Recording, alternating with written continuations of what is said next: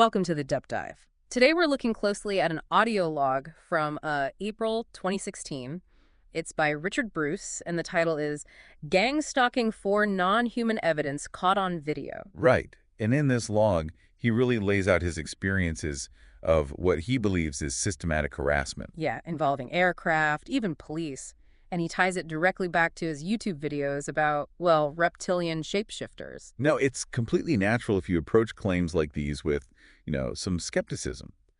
Our goal in this deep dive isn't really to validate or dismiss what Richard's asserting. No, not at all. Instead, we really just want to understand his perspective. We're going to thoroughly examine his account, how he interprets things, based only on what he says in the audio log. Exactly. So let's start at the beginning then. According to Richard, when did all this alleged harassment kick off, and what did it look like initially? He's pretty specific, actually. It says it began in early 2013. And this was in his timeline right after he started uploading those YouTube videos focusing on reptilian shapeshifters. Yep. He describes this really consistent, persistent pattern. Helicopters, airplanes, flying directly over his location. Constantly. Day and night, according to him. Yeah. And it wasn't just stuff in the sky, was it? He also mentions encounters with, like, police cars on the ground. Yes, he does. He details several instances involving police squad cars. Says they'd often, turn on their sirens while driving around him, or they'd follow him. Following him. Yeah, or even position their car right in front of his. But crucially, without ever actually initiating a stop or interacting directly. He even shares one specific incident. He says shortly after uploading some reptilian footage, two LAPD officers pulled their squad car right in front of his. And then what happened? Well, interestingly, according to Richard, that specific kind of squad car activity stopped after that point. Okay. But he maintains the aerial harassment just kept going. Right. So the planes and helicopters didn't let up. Okay, so we have the events as he describes them. How does he, make sense of it all? What's his interpretation of why this stuff is happening to him? Richard seems quite convinced that all the aircraft activity is a direct, intentional response to the content he was putting on YouTube. Retaliation, basically. That's how he sees it. And he points to the timing of these flyovers as key evidence for his interpretation. What about the timing? Well, he says they happen directly overhead. And often, specifically when he's arriving at or leaving somewhere, a shop, the courthouse, even his own home, he sees that as deliberate, targeted harassment. He also gets into the nature of the aircraft themselves, doesn't he? It's not always straightforward in his view. That's right. He actually raises the possibility of holographic technology being used. He mentions John Lear in that context. Holograms, like fake planes. Yeah, he suggests some of what he's seeing might be sophisticated illusions, maybe even with simulated vibrations and visuals. Oh. But importantly, he also believes many of the aircrafts are definitely physical. Real law enforcement vehicles, unmarked planes, fire choppers, even just random commercial airplanes getting involved somehow. So a mix of real and potentially fake. That seems to be his thinking. But whether he sees them as physical or holographic, his core belief is the same. The intent behind it is to make it crystal clear to him that he's being watched, being harassed. To stress him out. Exactly. To create significant stress and pressure. That's his takeaway. He also brings up this concept of isolation. What's his thinking there? Why is that important in his view? Richard's theory, essentially, is that this kind of harassment, the gang stalking as he calls it, works best against people who don't have a strong social network. Why is that? He believes the isolation makes it easier for others to just dismiss the target's experiences. Call it paranoia, Ah, okay. His thought is, if he was always surrounded by friends or family, maybe the really overt stuff would stop, just because there'd be more witnesses, more visibility. Right, it would be harder to dismiss if other people were seeing it too. Precisely. Okay, now this is where Richard's narrative really starts to widen out, isn't it? He connects his personal experiences to much, much broader issues. Yes, he draws some pretty significant connections. He explicitly says he believes his situation is tied into numerous alleged large-scale cover-ups. Like what? Well, he mentions the events of 9/11, the whole idea that the existence of non-human life both here and off-world is being hidden, and also the controversy around mercury in vaccines. He actually references the movie Vaxxed in relation to that. So he sees his situation as part of these massive alleged conspiracies. That's definitely the link he's making. And in his view, what's the underlying reason for these huge cover-ups? Why keep all this secret? His explanation really centers on this idea.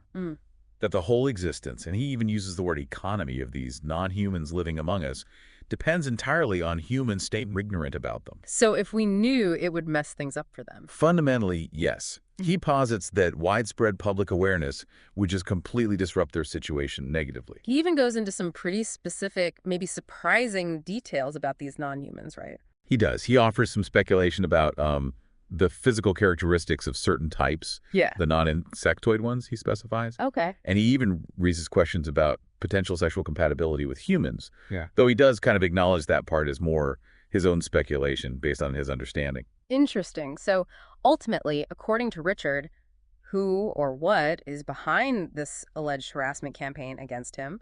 What's the motivation driving it all? His belief is that it's somebody who cares about the non-humans living among us, information becoming widely available. That's the entity or group orchestrating the pressure. Someone trying to suppress the information he's putting out. Exactly. And he specifically labels the aircraft activity as part of psychological warfare harassment known as gang stalking. Gang stalking, that term comes up a lot in these kinds of narratives, doesn't it? It does. It's often used by people who feel they're being systematically monitored and harassed by organized groups. Let's maybe focus now on some of the specific incidents, the sensory details Richard shares in the audio log. They seem to paint a pretty vivid picture of his experience. Absolutely. He gives some compelling examples. He describes being woken up by aircraft at exactly 12 a.m. Midnight on the dot. Yeah, which he interprets as a deliberate signal, proof that it's intentional and aimed right at him, not just random noise. Okay. He also recounts this one incident, supposedly at his apartment in Woodland Hills. He claims a very low-flying aircraft actually shook the entire building. Shook the building. Wow. Did anyone else notice? He believes so, yes. He suggests other residents in the complex must have experienced it too. And it's not just things happening at night, right? He mentions daytime encounters, too. Oh, definitely. Lots of incidents during the day. For instance, he describes leaving places like Starbucks, the courthouse, and having an aircraft appear almost immediately overhead, like right as he walks out the door. That ties back to the timing thing he mentioned. Exactly. He even talks about seeing someone inside a plane looking directly down at him while it flew over a Starbucks he was sitting outside of. Really specific. Very. And he also mentions recording footage instances where he'd see a helicopter start its engines just as he got out of his car, then it would take off, fly right over him, and then immediately shut down again. It certainly sounds like Richard is trying hard to document all of this. What does he say about his intentions there and his beliefs about recording these things? He's very clear. He states his firm intention is to keep documenting these events. He emphasizes how important it is for him to create a public, online record of what he's going through. He wants it out there. Yes. And he also mentions he knows other people who've had similar experiences. Yeah. But they stopped sharing publicly because the harassment they faced was just too intense. So he sees himself as continuing where others felt they couldn't. That seems to be part of it, yeah. And he actually looked into legal options at one point, didn't he? Trying to fight back through the system. He did. He mentions exploring the possibility of suing the city of Los Angeles, and the LAPD specifically, On what grounds? for what he calls the illegal use of government-paid vehicles in this harassment campaign he believes he's the target of. He even offered a pretty substantial finder's fee for any lawyer willing to take the case. Did he find anyone? His reasoning for why that might be difficult is quite revealing about his worldview, isn't it? It is. He basically expresses this belief that unless someone is, in his words, Christian protected by the blood of Jesus Christ, they're fundamentally vulnerable to being harmed by whoever is orchestrating all this. And related to the lawyers, he speculates that successful attorneys might just be unwilling to take his case because they could potentially be involved with what he calls a satanic system. So a deep distrust of conventional institutions, like the legal system. A profound distrust, yes. Ultimately, he traces the oppression he feels he's experiencing directly back to these non-humans both living among us and from off-world. He believes they've systematically lied to humanity about, well, everything. Everything. That's the implication. And he goes so far as to state his belief that the mainstream news is 100% fake. Okay, so just to kind of wrap up Richard Bruce's account here, His audio log from 2016 really details these claims of ongoing harassment, mainly aircraft flyovers, which he strongly believes are retaliation for his YouTube videos on reptilian shapeshifters. Right. He interprets it all as deliberate psychological warfare, this gang stalking, and he connects it to this vast web of alleged cover-ups involving non-human entities, both terrestrial and extraterrestrial. Which, that resonates with themes you often find in broader conspiracy narratives, this idea of a hidden network pulling strings behind the scenes. Understanding that narrative structure can be helpful when you encounter these kinds of ideals. Precisely. And it's really crucial to remember, as we've said, this deep dive focused only on understanding Richard Bruce's account exactly as he presents it in his own audio log. We've just explored the events he describes, how he interprets them, and the broader connections he makes within his own belief system. It is quite striking how detailed his account is, isn't it? Does that level of detail often come up in narratives like this, regardless of, the objective truth? These are, without doubt, very complex and unusual claims. Richard's audio log gives us a very detailed first-person window into his experiences and his resulting belief system.